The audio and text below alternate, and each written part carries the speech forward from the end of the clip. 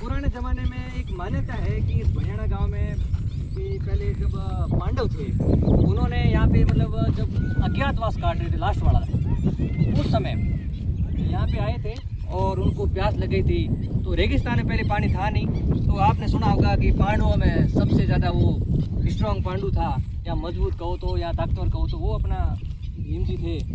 तो उनकी ही नाम पर ये भीम सरोवर बोलते हैं। और ये जैसलमेर के यहाँ अपन कह सकते हैं पश्चिमी क्षेत्र का सबसे बड़ा तालाब है ये। अभी तो खैर बारिश नहीं है इतनी, तो पानी नहीं भरा हुआ है, लेकिन 2 साल पहले बहुत ही ज़्यादा यहाँ पानी भरा हुआ था, बहुत ही ज़्यादा बारिश हुई थी। आपको पता है कि कितनी सारी मतलब हर जगह बारिश हुई थी। इस बार क्या है कि थोड़ा अल नीनो प्रभाव की वजह से कम बारिश हो रही है, लेकिन 1-2 बारिश के बाद ये पूरा भर जाएगा। तो मैं वापस वही टॉपिक पे आता हूँ कि जब यहाँ भीम जी आए थे तो उनको प्यास लगी थी, सब पांडव यहाँ बैठे थे। तो भीम जी ने क्या किया कि अपने घुटने से उन्होंने ये जो प्यार है उसमें उन्होंने घुटना मारा था, और कहते हैं कि वहाँ से पानी की एक फुहारा निकला था।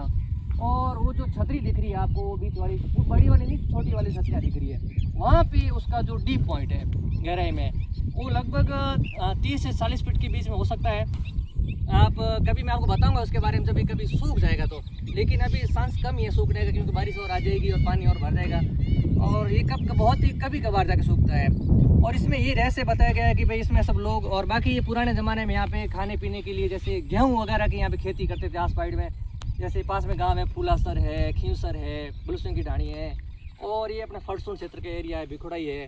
तो उन सभी क्षेत्रों में वहाँ पे कहते हैं कि पुराने ज़माने में गेहूं की जो खेती करते थे, तो उन्हीं के वहाँ पे पानी की यहाँ सप्लाई करते थे, नहरें बनी हुई थी।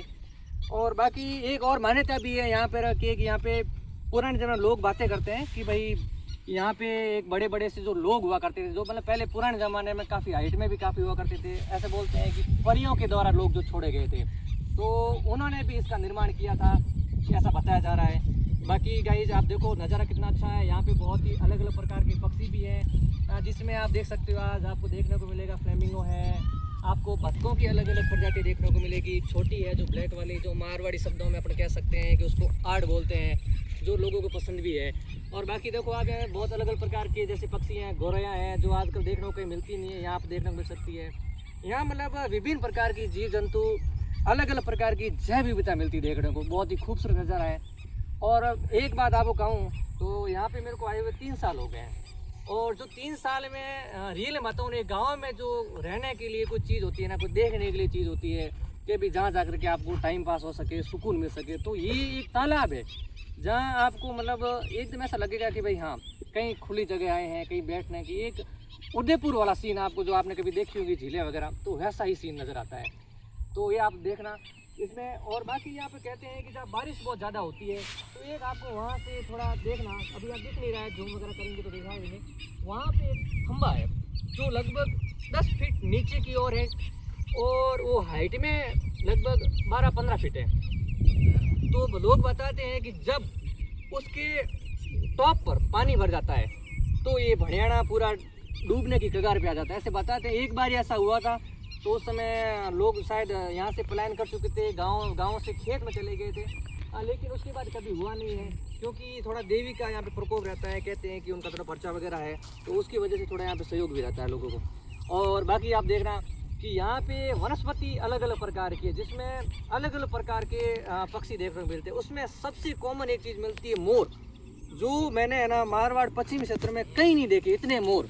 मतलब आपको यहाँ पे मोरों की लगभग 2 प्रजातियाँ मिलेगी, इसमें कभी कहते हैं कि वाइट मोर भी देखने को मिलता है। आज तक हमने देखा तो नहीं है, लोग बोलते हैं कि वाइट मोर है, तो उसमें बड़े बड़े से मोर हैं, छोटे छोटे भी हैं, और मतलब भारी संख्या में, 1-2 संख्या में नहीं ऐसे मिल जाए, 10 मिल जाए, नहीं झुंड में मिलते हैं बहुत सारी संख्या में।